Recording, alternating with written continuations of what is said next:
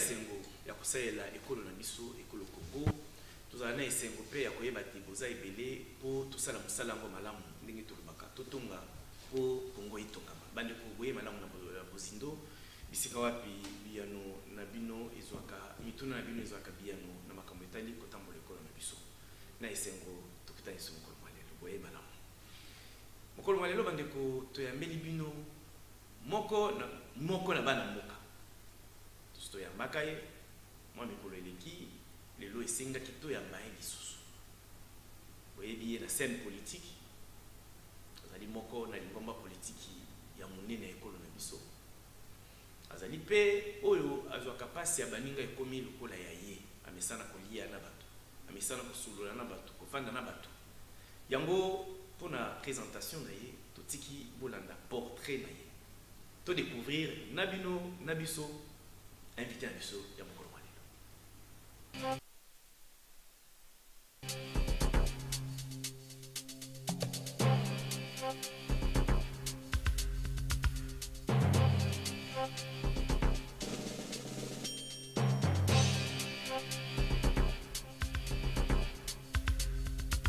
Victor Bossokou et Kaka.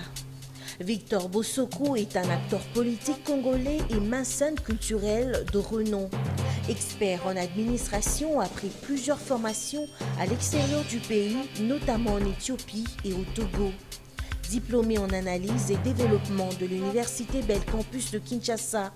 En 2006, Victor Bossokou et Kaka est engagé à la Direction générale des recettes administratives, judiciaires et domaniales. C'est le départ d'une carrière fulgurante. En 2007, il est superviseur administratif et expert international désigné et déployé par le gouvernement congolais envoyé au Togo pour enregistrer des citoyens en vue des élections. Victor est ainsi parmi les experts de la Société de développement et de reconstitution en Afrique centrale, SODERAC en sigle. Depuis 2019, Victor Bossokou et Kaka est chargé d'études au cabinet du chef de service à l'inspection générale des finances, Monsieur Victor Batubengambai. Victor Bossokou est un cadre du PPRD, secrétaire provincial en charge de l'économie au district de Lukunga et coordonnateur en charge d'implantation des cellules de base dynamique PPRD, ville de Kinshasa. Voilà, Nabino Nabiso de découvrir, invité à mon Lelo, Ndeko Victor Bossokou. Boye madame, Nabozina. Merci, bonjour monsieur Yves. Tout le monde. Merci. Est-ce que l'élément de présentation au Nyonso et ça les portrait ils allaient yo?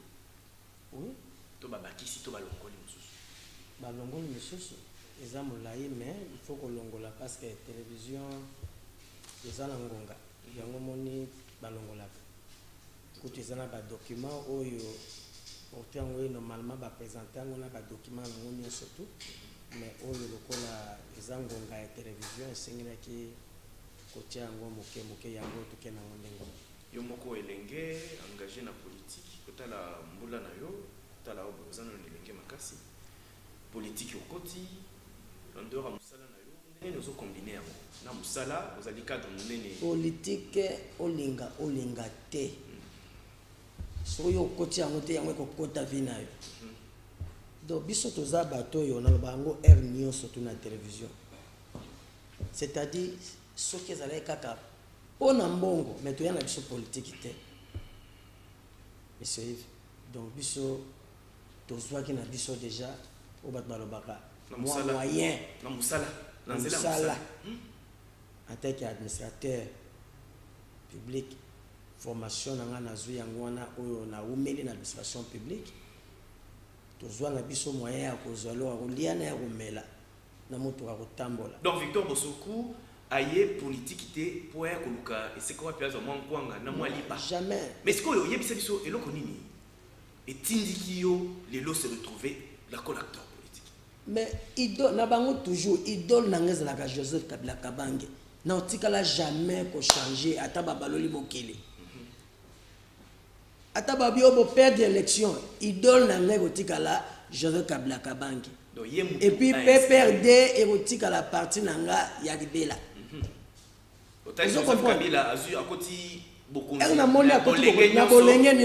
Il a sacrifié sa jeunesse pour la politique de ce pays et pour maintenir un climat politique apaisable, objectif.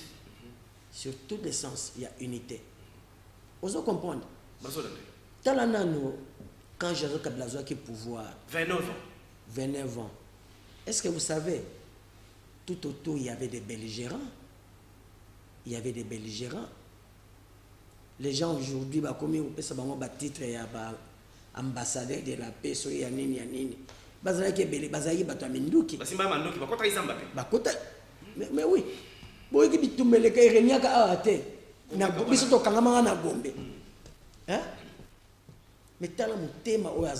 non. Pour l'amour de ce pays, j'accepte de partager ces pouvoirs. Tala geste wana. Est-ce que geste wana bino banaka bozomo na te ki azamu tumoka ya bolingo ya kimia pi ya paix alingi makile tangate na mboka. Et puis s'il y avait d'autres personnes d'être dans l'esprit na biso bosoko. Omona mwana muke a eu pouvoir contre mouvement nyonso tout wana ba belgérant tout ça. En tout cas, il est difficile na partager. Pendant la Ksakaka, na bolenge na ye, mo tema wazaki nango pour l'amour du patrie. Yeko la ni makile tangate. Allez, venez mes frères. Venez. Yango le bingai, mutu ya boyeka kande na kolanda sino. Siko yango pesi na poser politique wana na zobisayo. Banda wana directement ngamoko na bani ko soutenir ba œuvre na ye. Ko bani politique en ndenge. Quand on a PPRD, au bandi on a PPRD, aux akapiwa. Nazako ça la politique qui a discrétion. Pour biso to yebi que ba politicien et belé bozala kalkola ba musicien. Les lots alliés pas lobi obimi ok. Yango na te ba te belé ba mo confondre politique, ba mo na comme le roi musique. Oya ça l'orchestre natanga mobutu ebisanga na combien de parties. Azayi mobutu. Siko natanga ya Kabila le fils. Bomoni combien de parties Jean Kabila. Et comme le rôle malongi malongi, c'est-à-dire mutasali orchestre ne panzani asali asali ke panzani saliai. Besoin de m'appeler à terre. Ça fait aujourd'hui depuis que Joseph Kabila a commencé sa lutte politique, moi Bossoko, c'est le moment où je me suis intégré. Au côté PPRD. Na côté PPRD. To bandi PPRD déjà Nazalaki déjà à l'époque là avec le camarade Yves Mandika qui est l'exécutif communal de PPRD de Gombe, par qui nous avons commencé la vision de la dynamique de PPRD de Gombe. To bandaki naye bana Gombe. Obi PPRD to fandi c'est pena na kati ya Gombe. To vandi na kati ya Gombe. Et à cette époque là j'étais chargé d'implantation. La mobilisation, il y a dynamique, il y a PPRD. Ngai ngam na ko implantango sur toute l'étendue. Il y a Gombe. Il y a Gombe nazaki sur le plan national. OK.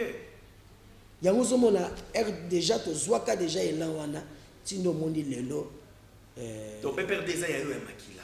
Donc nazo bisayo o yanga za ya makila. Très bien. Lokola toujours bela lingomba politique na yo. Tozonga na activité moko otaki kosala week-end passé.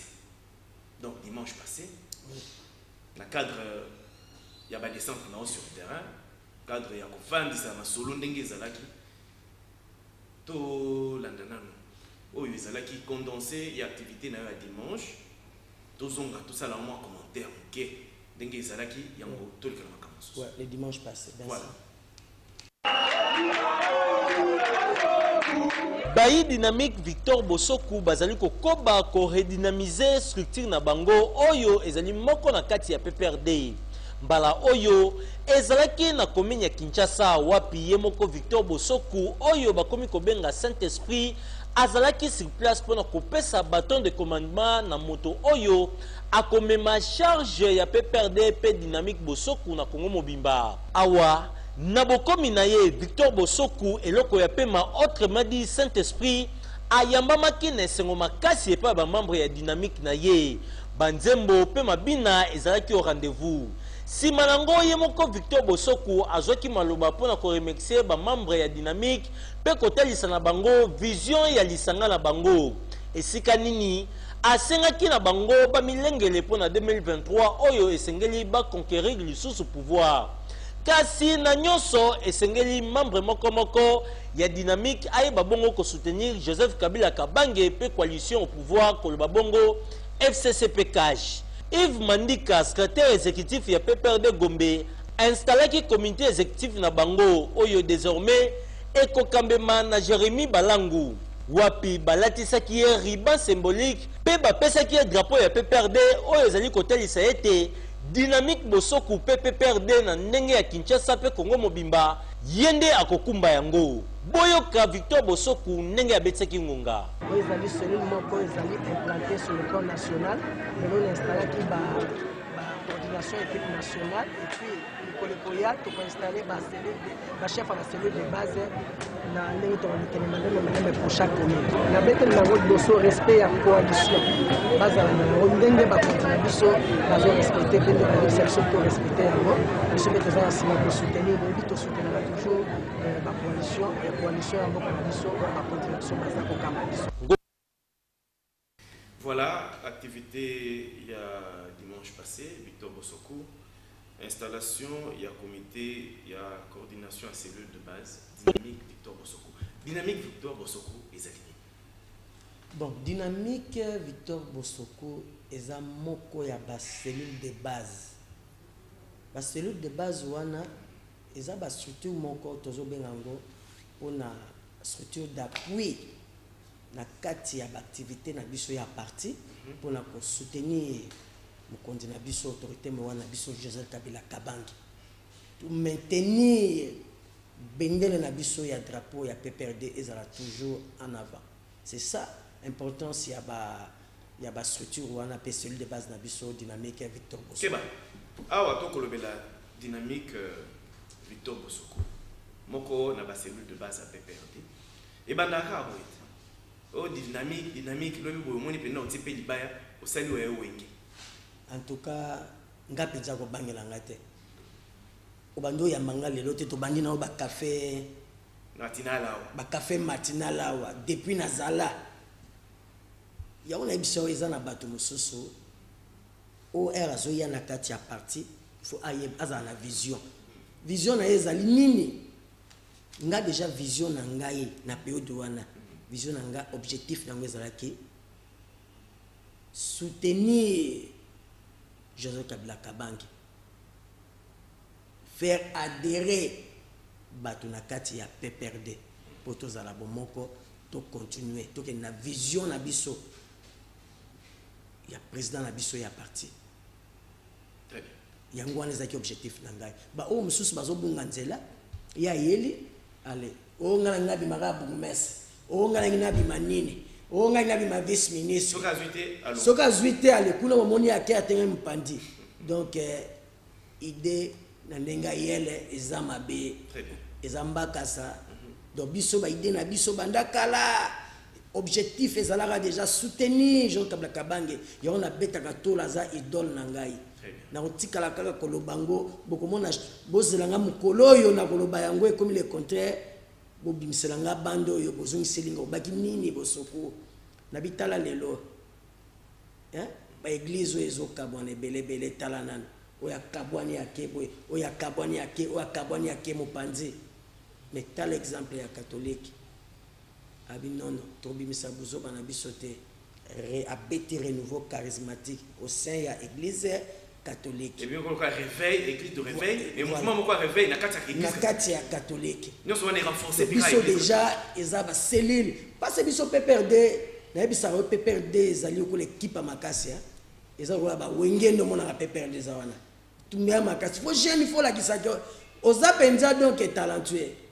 Soko ina présence okokota te il faut donc baza kuna balimbisa mais on a compris na nyoso donc mona ba wengene za wana bazotala aspect okoyate biso ozomona pendake oya beti boy jeune papi punga beti boy Victor Bosoko a petit boy. Vous comprenez? Al-Yves Mandika, coup de tête. Secrétaire général, il y a un ministère perkit. Secrétaire permanent, il y a un ministère perkit. Il est aussi perkit. Vous comprenez? Allez, kuna maréchal Dunia. Abeti na tolo. Amortir. Réception. Vous savez, le bloc on est ça. Vous savez que yo obesana makambo ala te. Yo yega PPR de vandi. Babino faut babimisa ba $50 ba apport na yo zanini. Vision zanini. Yo vision ozaka yo yeka la vision ozozela nini. Parti à ça de là. Parti à ça. Non. Il y a plusieurs façons. Il y a bateau besoin de la politique. Il y a aussi mon bango ba carrière exam coussé. Très bien. C'est ça. Tout ce qui est la activité nous dimanche. Sur le plan mobilisation, parce que vous allez un grand leader d'opinion, il faut qu'on reconnaisse Victor Bosoko. Tout le monde a dit que vous avez une masse. Simanayo. Et Béléné, tout le monde peut dire mais message Victor Bosoko a pesaki na camarade naye ya dynamique Victor Bosoko. Mon collègue dimanche. Dynamique Victor Bosoko, il y a un message dans la. Il y a des bossos, on a payé ça rabato. Dans le bango, Ernio Soto, biso n'a pas perdu, l'enseignement on a zui, et pas ba continuer biso, et c'est à coup finga rabato te. Et c'est à coup finga rabato te. Bazola que ça biso comment s'adhérer dans les respects stricts des autorités malgré la démocratie. Il y a un bateau sur quelqu'un à la télévision. Kaka yemo kwa le abandi ko finga Joseph Kabila. Est-ce que so yo ke osali ndengwana ozela Victor Bosoko yapo ye bazongi senayo biso balakisa biso bongote. Yango ozomona toza toujours na respect même na mokonza mboka na biso président de la République Fachi Beton. Biso babenda na biso mato il faut respecter aza mokonzi na biso. Il faut respecter. Dans la période, le message n'a pas été battu. Nous sommes dynamique. Premièrement, le respect, il y a l'autorité. Oyoyo, il y a une coalition qui en place. Qu'on a encadré la jeunesse nabiso. Tous en a respect envers Bango. Bifinga finga, toboy. Koloba, bilobela, oyoye bite. Quelque chose que tu ne maîtrises pas. Éviter. Et ce journaliste a gagné mon nom, a tué il faut oloba au fin à mamabe. Non, journaliste, obinissano, obinisi. Yomo kozano na respect de base. Ça na respect. Tous doivent vraiment mot d'ordre na biso avant qu'on les kolobaka bilobela lobela. Biso to lobaka te ceux qui batini biso te. Biso ezali na no respect. Na biso bango baza na respect ya ba konzamboka na biso. De deux, qu'on soutenir coalition. Elle a un respect à Kodjamboka. C'est sur les deux sens. Et ça symétrique. D'abord, l'élément est bouclé et puis flèche d'aller accompagné de flèches de retour. Et nous avons dit que l'élément est bouclé, mutuna mutu, à la partie naïe. Les flèches d'aller accompagnées de flèches de retour, tout ça, il y a FCC, il y a cash. Deux coalitions en Goana. Alors, coalition, va continuer à biso, va senga biso bolingo. Tout le monde est mon côté. Autorité morale, Jean-Claude Blakabangi a lobby.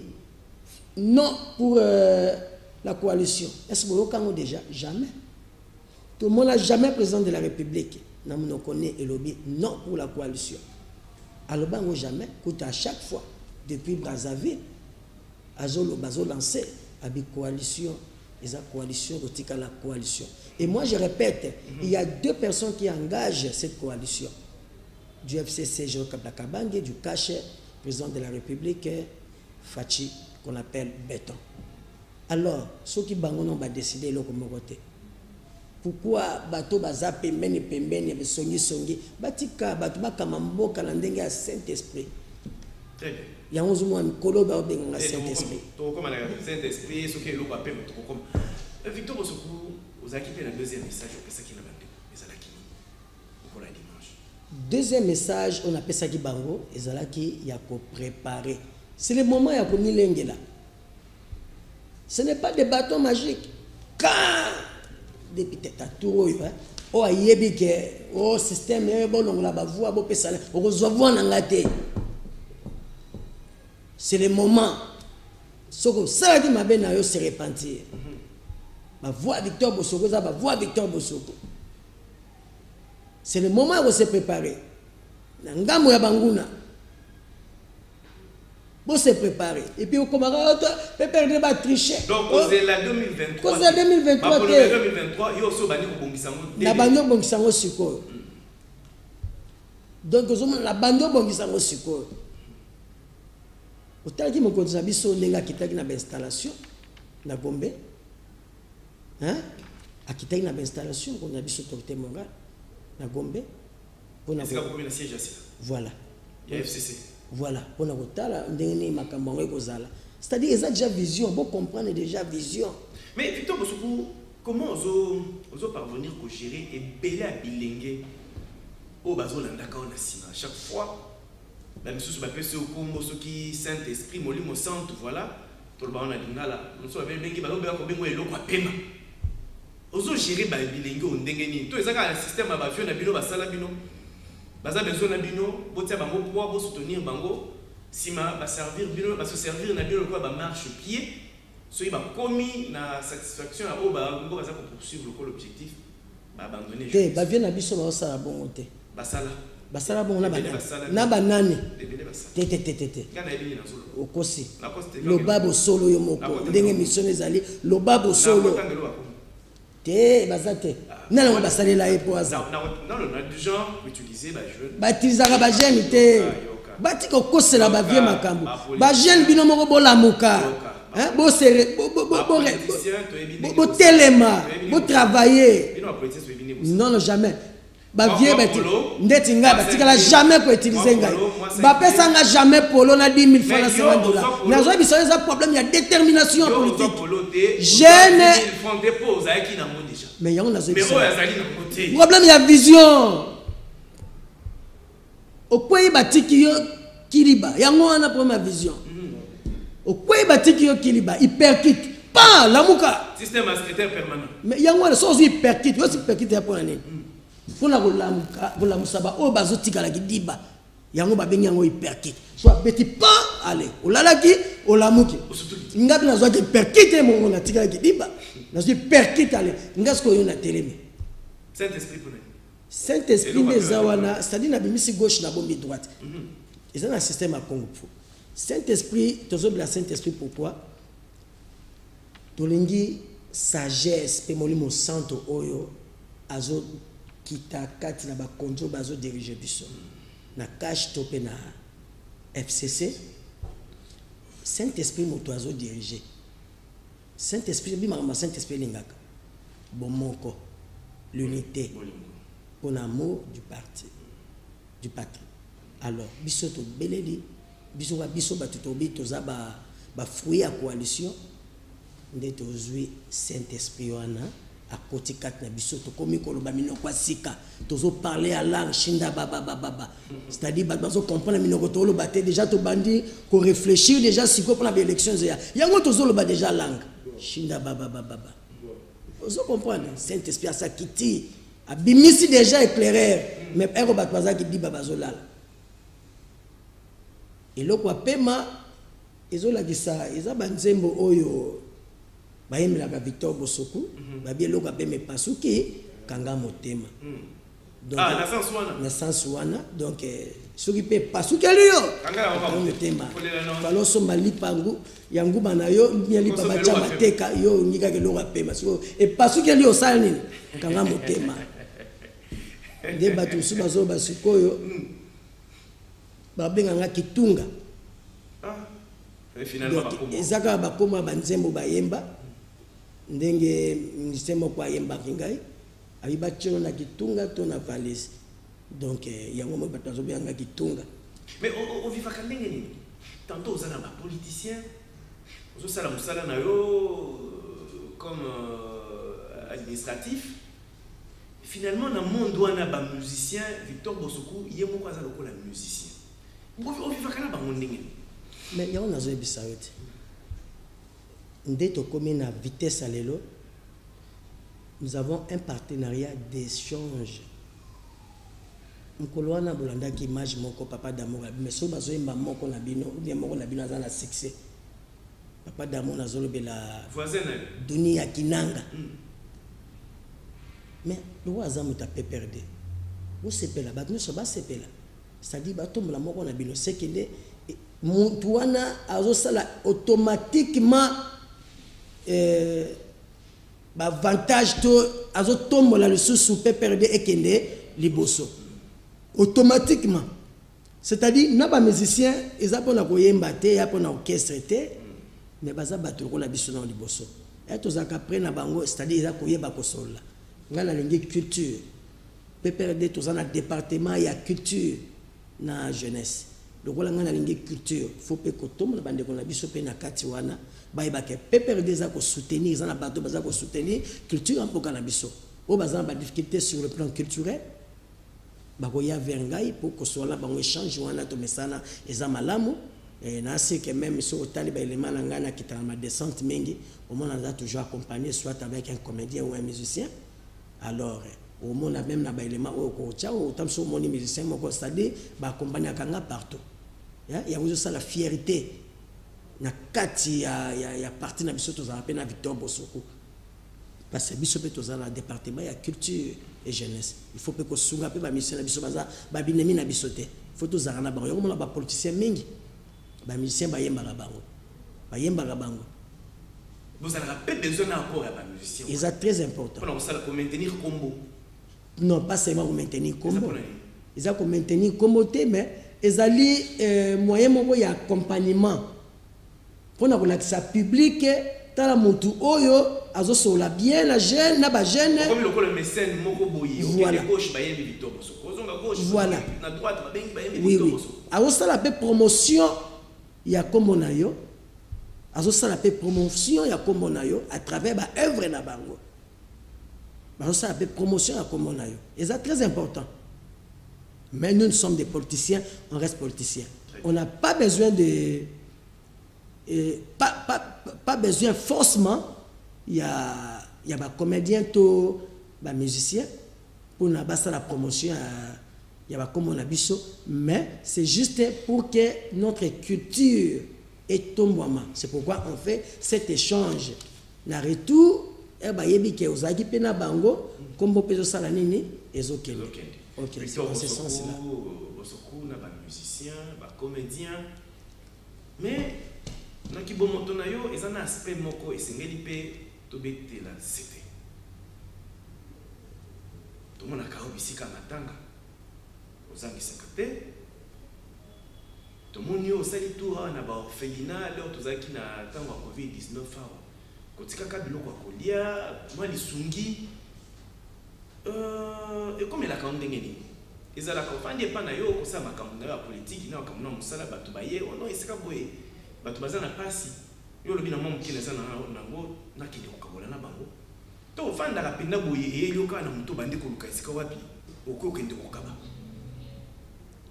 tokende nao na baœuvre na osalaka baœuvre philanthropique baaide na kati ya baorphelinat bahomme de vieillard ekomelaka ndenge oui omoni Victor Bosoko c'était un orphelin du père. Oui, oui. Natikala kaka na mama. Oui, oui. Ils belé. Natambolaka partout. Hein. Orphelinat belé. Orphelinat belé. Na ba homme de vieillard. Moi, on fait la papa. Oui, oui. Natikala kaka na mama Aline Bota. La maman de Victor Bosoko, que je le dis, je le salue en passant. Mémé. Un grand bisou à Alain. Donc, yende mutu nazui mate ya Koko Amiradi Bosoko. Voilà. Yende nazui mate ya Oyo. Parce que c'est formation de base. Et ça que au lamu que l'hôtel ya ndoto. Moi ba miso so. So kabaka po batuma mona non. Ils ont formation de base. Et on se mona mutu lelo mutu miso so banomé ya kamati bande ko na mboka ayena bango. Parce que ça formation de base te. A bosa ni ke place au banomé na bato baza capable de ça malamu ke liboso. et puis bateau peut ba soutenir ye baza mais ya préféré bateau à la mboka bandugo ya allez epesi epitopale, c'est-à-dire ils allaient formation de base biso tozu formation de base et pas ya maman nanga l'amour du prochain et loko ni basala ote ko sala pe muninga te sunga bateau bazala ba difficulté nazaka penza na biso na tikali na 10 000 francs mais na préféré ko kaba 9 000 pratika na 1000 na zone na 1000 francs ndako. Donc la formation de base on a pas maman à yango Victor Bossokou au lobby quand FCC cacha ndenge otia ki bande ko dimanche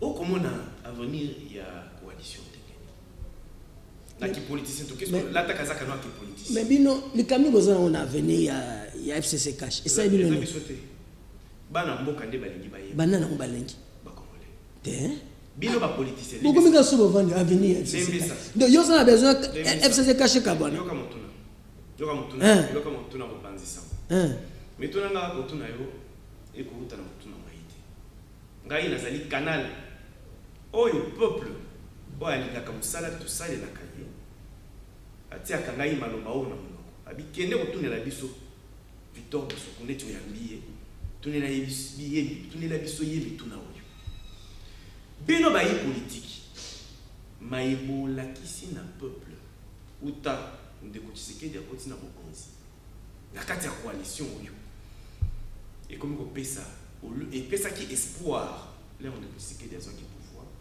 mais ce qu'on a kobika na kati ya coalition comportement na bino bayi politique ya ngambo nyonso eza la FCC eza la cash et pesi peuple bobangi kofinga na lokola kondimana te kobeta na bavirunga, c'est-à-dire kosala na ba mauvais coup kosimbisa na ba touche bozangi botosi ya ba o bazasi ma autorité à coalition côté ya FCC beaucoup la que bozo to sa penza tata mokonzo ekolo te o azali chef ya cash bato ya côté ya ndeko cash bo baza sima ndeko Tshisekedi bakola ki sa penza botosi te na autorité morale ya FCC yango sikoyo bote bato na bobangi babi yango bato ngo basangani na libala ngo mwasi na mobali koswana bao baza sima na bango koswanisa bango leo nyonso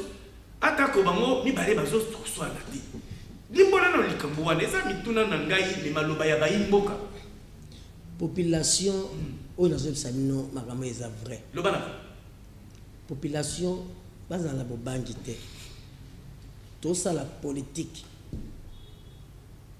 oyo tozosala yango ememi biso na coalition elobi te ke PPRD ekomi UDPS ekomi PPRD jamais kokoma ata mokolo moko coalition elakisi ke na ngambo ya tata mokonzi ekolo président na biso Fachi Beton ba regroupement politique esangani yende mokonzi nango nde babengi yango cash biso pe côté ya biso na FCC elakisi autorité morale na biso Joseph Kabila Kabange PPRD pe ba regroupement politique mosusu esangani nde babengi yango FCC na kati ya terrain tolobi boye biso tozala besoin ke mboka na biso etombwama tosala nini oya kozongisa bon namoni mpona mboka na biso etambola malamu etombwama il faut to protéger ba territoire na biso il faut tolandela makambo etali boye tolandela makambo etali mai tolandela makambo etali courant ale basali débat na bango basangisi mayele bazwi solution yango nde babengi yango apport de l'un et de l'autre to bengi yango FCC et cash coalition yango wana eloka liboso ya mibale kofingana eyaka ndenge nini eyaka soki koyokana ezali te mais boyokani wana ezala te eutaka epai ya bato oyo baza koengage yango te eza bato mosusu baza na ccc ndeti mbinzo baza lokola ndeti bambinzo bachenir tolia bango na mwamba po makambo esila yango wana bango nde batiaka mwa songisongi mais yebake bato baza koengage FCC na cash mpona coalition baza mayele bandimaka nyonso te bakutanaka mpe basolaka ngai nasepelaka ere bakutanaka nde na baka coalition eke kokutana mais yango ne coalition mpo aza te bango mibale yango moni natie bango IOA parce que ere bakende okutana na ololi bango na ngambo ya FCC na ngambo ya cash c'est-à-dire bato baza koengage eza bato mibale songi eza te bango mibale ebizanga bato mosusu bakendaka ye moko ya milati FCC lobi boye alors que FCC eyebi nango mpe ye te FCC mpe elobi nango eloko te mosusu kuna mpe na ngambo ya cash alati eyaka mpona bacreye polémique biso na ngambo ya FCC na biso nayebi te soki na IDPS bato mosusu baza ndenge batindaka bango na ngambo ya FCC ata moto moko aza te. Très bien. Victor Bossokou, politique ekolo na biso yoza moyi politique ezali mingi dominé na dossier ya minembo comme ça création to installation plutôt installation ya bourgmestre ya commune rurale ya minembo bendi maka omona bourgmestre to omona na balili commune comment ils ont moins passé to komesa na ko prononcer ba kombo ba azolo bapengamo bourgmestre ya minembo to komesa na ko prononcer ba kombo na biso ba bandi ko banyamolenga na facilement ça va venir avec le temps oui mais to koloba après makileli wana mobulu koti tata mokonzo ekolo le azongi na mboka abito tia na se na fandisi o nyonso si salim bovanda kinya to ebani to ko régler les situations de Kwazarias Roberwa ministre d'État en charge de la décentralisation azali convoqué l'Assemblée nationale la dossier amené Victor Bossokou ya moto kende na makambo ya ba nouvelles unités to soki sawa bon dossier wana eza il faut l'analyser bien il faut comprendre bien les enjeux politiques actuels oyebi tozonga na ebandeli Hermosa yaki alobaka point moko essentiel biso toyebi ne jamais trahir le Congo phrase wana na lingango mingi abakisi ya mibale protéger nos intégralités territoriales abi c'est ça notre combat il n'y a pas d'autre ngande nazabe Victor Bossokou j'ai eu déjà formation à partir du musée. Kabila aye. Batake bandi. Il n'a jamais cédé. Vous voyez bien, très bien. Il a la même vision idéologie. Il y a musée. Ngaï Victor Bossokou n'a eu formation.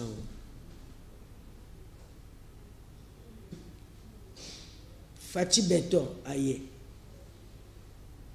Adongoli bango, atali bango, azimele na jimele. Abi non, yepe akolanda même idéologie. Akoyi kotike teni ya mboka atali nzaka te. Bon, et bon biso, bato tolanda modèle, eza bango te. Bongo biso tolobani muto azolinga mboka na ye. Akolinga tika parti ekolo na ye. Ekende, jamais akolinga yango te.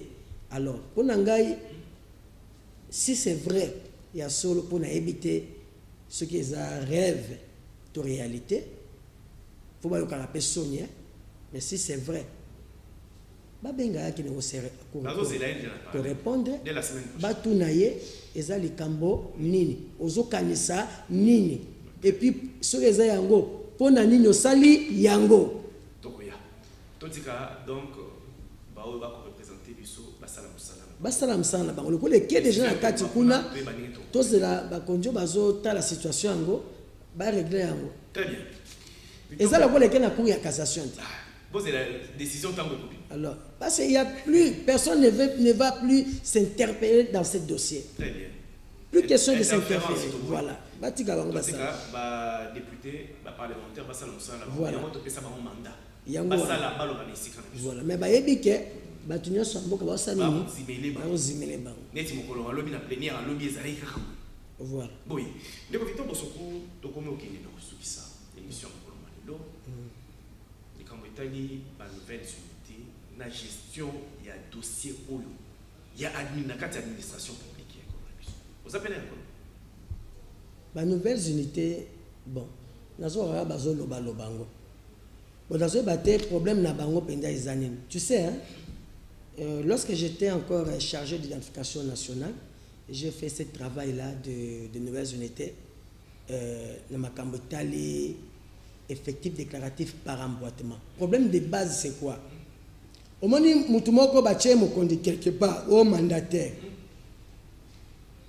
RIAE a coûté déjà ba nouvelles unités, M. Bazalaki. Misusu baza en cours na fonction publique bazo régler situation na bango ba comme mécaniser misusu bazalaki batindi déjà liste la bango siko RIAE sans kotala nano délai ya ba okuna banani batika ki pona batinda bango ba kene pona bazwa matricule ye ba cheba oyaye okomona na liste ya cheba oyaye allez bangonde ba tondani ba o ba yeka sikoyo basali kaka 6 mois 3 mois allez balingi bazwa ba matricule bazala mécanisé c'est ça ce qu'on appelle les conflits techniques administratifs alors ils ont la façon ya ko régler yango bon on les a babilo ko biso mingi to formation nango ils ont la façon ya ko régler ngo makambo ezonga na normal donc ezaka conscience hein ya batu o baza kotinda baeba baza na façon moko ya ko travailler malam surtout bito landelango makambo ezebele na kati très bien OK to mo kindi na lumba mpona ça mais Victor Bosoko acteur politique iwana au sala déjà l'administration ya mokana biso na kotala engagement na yo na terrain engagement politique ino na kati ya lingomba politique lelo eko koma que Victor Bosoko ndenge tomoni bakonzi na biso utala bakonzi afachi yeye tomoni bilenge ebele batombwami bakomi pe ba ministre bilenge yango faut qu'on ndima yango tomoni yango penga tozo vivre yango tokobikana bilenge ebele bazo ba responsabilité na kati ya gouvernement ba discussion eza en cours pour la mise en place ya ba mandataire ya ba entreprise publique. Est-ce que Victor Bosoko lelo soki au mérité confiance ya ba konzi na yo ya parti batindi kombo na yo aux mandataire quelque part soki est-ce que vous allez disposer to komika bona ndenge mais oui na biso tozawana eza lokola bakonza biso bazo jouer jeu de dames donc soki kaka bazwi pion yo bakotie dame lelo esalinga plaisir ozoloba il faut bopesa ba jeune pe occasion pe chance parce que bango nde ba former biso ba mikolo ba koloto bando ba former biso ndeti nga yo bi formation na nga na jouer pa raïs depuis kala na ba continuer surtout ya parti et puis soki lelo yo tozana expérience sur le plan administratif c'est grâce à nos autorités qui ont voulu à ce que tozala bien assises ils ont ça la fierté pour la partie na biso. Alors ceux qui va disposer babi Bosoko par exemple qui n'est telle entreprise oui il faut se donner conscience na yo il faut ça là intelligence sagesse il faut pas jouer rôle tout ça lango na ndenge te yanko pour na nuire tout détruire mboka non tout ça là pour partie na yo ba pesa yango matondi babi kotina ki moto malamu oya sali lokumu ya ekolo yango nde toza kolinga lelo ba jeune bazali soko tali par exemple na ngambo ya FCC tozwi vice-ministre énergie papier Pongo. Ça me fait plaisir. C'est la jeunesse. Totalité net l'environnement. L'environnement, il y a eu des baisses. Très jeunes. Oui, Nathalie Ben a UNC côté il y a jeunesse. Toké pas toké na hydrocarbures on commence à monde azawa. Oui. Bilingue. Oui, bilingue bazali. Ça fait la fierté de cette la finance ça. La finance finance. Il y a finance. A outil cash. Ça fait plaisir. Ndenge moto zana ba mandataire tout ezali volonté il y a politique où ezali na côté mon chef FCC et puis na président de la République. Il faudra cette fois-ci ba jeune bazwa relève. Il faut bazwa relève. Bango peut pas diriger biso ndenge tozo travailler. Hein? Ba diriger parce que tobi pe meza ya nzambe. Très bien. Mais ceux qui vont préparer relève en côté. Pour que son li banda mboka. Alors pour préparer on déjà malamu ba na expérience na bango déjà na ko ba relève. Très bien. Victor Bosoko tozo sukisa. Na rentrée scolaire. Bana bazongi bité. Tout le monde a dit gratuité de l'enseignement année passée. Ils ont bandé tout le monde mais simbi pour année ici. To bandi année ici. Mais to constater oui. Bité yelo ezali mingi. Au moins volonté politique et sali que bana ebelé to bana nyonso bazali na âge ya ko banda classe. Bako banda classe ya ofeli. Baboti bazaki suna makokité. Une possibilité autant de savoir en avant. Mais bité elo espace égalité. Bisika ça les a qui à 50 élèves tellement que gratuité enseignement est pas na commis 100 120. Bité visé égalité. Mais conditions paye à la question. Yo ça les commentaires na yo, il y a on est comme même chose sur émission. Bon, au moni monsieur Yves, on a pe vous avez raison. Tata mo konzekolo et le gouvernement na ye baza na volonté il y a gratuité et enseignement mais tout le problème où ils ont s'opposer c'est le manque de moyens il y a capacité d'accueil surtout ça ce qui enseignement comme gratuit yeba ke ba ne belé ba rotina bango ba kene ko ba si ba déjà ba yebele parce que ce qui école na capacité za ki ya 200 et comme il y a 400. Deux fois plus. Oui, deux fois plus. Alors, il faut que si la bango, bâtiment, il faut bafungola maboko gouvernement papa mokonzi kolo achaba moyen pour na plus des écoles pour gratuiter ça malam et puis il y a mis balai. Problème les allons on a peut to chaba na biso en danger ceux qui enseignants on a besoin de foutre maté. Ceux qui enseignants baza ko futa maté to ko exposer ba la biso ba condition wana ba enseignant il faut ba la question wana ba futa ma pe bango pe ba ko kapé ko sunga mabota na bango ko sunga mabota na bango parce que gratuité enseignement et la question ba objet classique était drôle ba par exemple sac latte bic wana il faut mbongo essayer ko bongisa kaka condition ko préparer yango et ça déjà malam ko ça étude moko ya bien de l'existant pour makambo kende kitoko na si que gratuité ande to ko benga ngo ya solo nde komi gratuité de l'enseignement. Victor Bosoko pour le moyen to sukisi ta la caméra o ezali boso yo loba no asuka o to benga na lopoto mot de la fin. En tout cas merci beaucoup. Nazo senga un grand merci et puis nazo demander un grand merci d'abord à l'équipe Oyezala Kinanga Lelo na Katia Kin 24 et accompagné et Yami Balé na yomoko présentateur monsieur Kakonde. Merci beaucoup. Merci que to bandi na lelo te et puis za mbala sukate pour d'ici des semaines nazo zonga lisusu. Merci beaucoup. Et puis Yami Satou ko senga na bato baza pembeni ya bakonzi na biso ya coalition tusenga bino bozana na bolingo ofungola maboko mboka oyo eza mboka ya biso nyonso tu ofungola maboko bopesa ba conseil ya bien na bakonzi mutuna mutaza côté na yaza conseiller totika haine jalousie parce que nyonso tozana mokili mokonzi nzambe azo gagner biso ka leloko moko soka zoka pema oseni otiki. Toto. Merci. Nabandi yo mtu amta mabe na yebisi pour comprendre. Merci beaucoup. Bandeko ya bozindo nabino to bandi elongo to kipe na kosukisa nabino.